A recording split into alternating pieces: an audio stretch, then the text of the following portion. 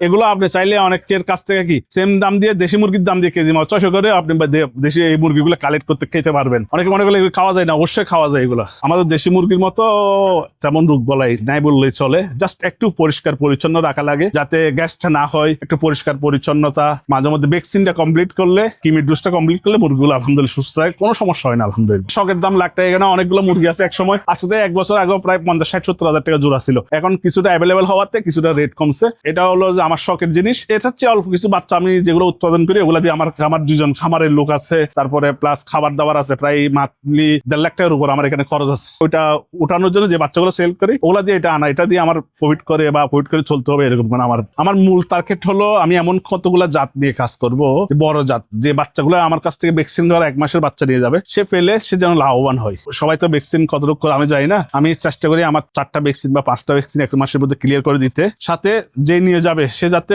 একটা মানুষ আমরা যে কষ্ট করে কালেক্ট করছি তাদের যাতে ভবিষ্যতে এভাবে কালেক্ট করা না লাগে।